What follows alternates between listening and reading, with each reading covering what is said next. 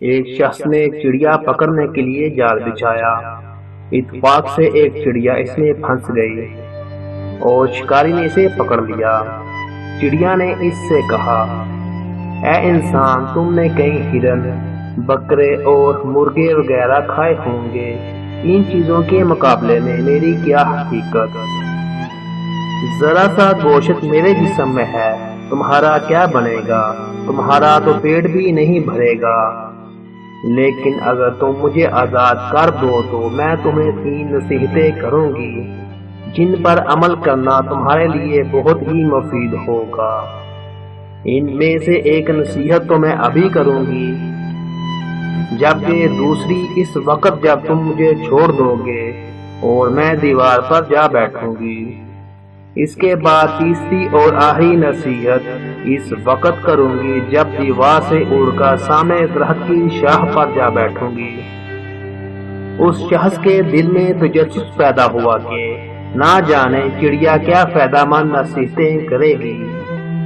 اس نے چڑیا کی بات مانتے ہوئے اس سے پوچھا، تم مجھے پہلی نصیحت کرو، پھر میں تمہیں چھوڑ دوں گا۔ چنانچہ چڑیا نے کہا، میری پہلی نصیحت یہ ہے کہ جو بات کبھی نہیں ہو سکتی اس کا یقین مت کرنا۔ یہ سن کر اس آدمی نے چڑیا کو چھوڑ دیا اور وہ سامنے دیوار پر جا بیٹھی۔ پھر بولی، میری دوسری نصیحت یہ ہے کہ جو ہو جائے اس کا غم نہ کرنا۔ اور پھر کہنے لگی، اے بھلے مانس، تم نے مجھے چھوڑ کر بہت بڑی غلطی کی، کیونکہ میرے پیٹ میں پاؤ بھر کا انتہائی نایاب پتھر ہے۔ اگر تم مجھے ذبح کرتے اور میرے پیٹ سے اس موتی کو نکال لیتے تو اس کے فروخت کرنے سے تمہیں اس قدر دولت حاصل ہوتی کہ تم بہت بڑے رئیس بن جاتے۔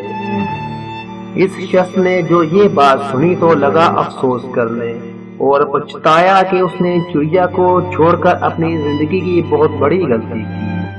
اگر اسے نہ چھوڑتا تو میری زندگی سنور جاتی۔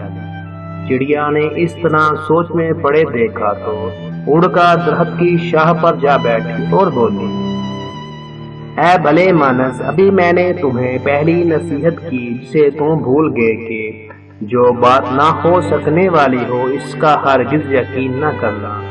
لیکن تم نے میری اس بات کا اعتبار کر لیا کہ میں چٹان پر وزن رکھنے والی چڑیا اپنے پیٹ میں پاؤ وزن کا موتی رکھتی ہوں، لیکن یہ ممکن ہے۔ میں نے تمہیں دوسری نصیحت یہ کی تھی کہ جو بات ہو جائے اس کا غم نہ کرنا، مگر تم نے دوسری نصیحت کا بھی کوئی اثر نہ لیا اور غم افسوس میں مبتلا ہو گئے۔ خواہ مخواہ مجھے جانے دیا، تمہیں کوئی بھی نصیحت کرنا بالکل بیکار ہے۔ تم نے میری پہلی 2 نصیحتوں پر کب عمل کیا جو تیسری پر کرو گے؟ تم نصیحت کے قابل ہی نہیں۔ یہ کہتے ہوئے چڑیا پھر سے اڑی اور ہوا میں پرواز کر گئی۔ وہ شخص وہیں کھڑا چڑیا کی باتوں پر غور و فکر کرتے ہوئے سوچوں میں کھو گیا۔ وہ لوگ خوش نصیب ہوتے ہیں جنہیں کوئی نصیحت کرنے والا ہو۔ ہم اکثر اپنے مخلص ساتھیوں اور بزرگوں کی نصیحتوں پر کان نہیں دھرتے اور اس میں نقصان ہمارا ہی ہوتا ہے۔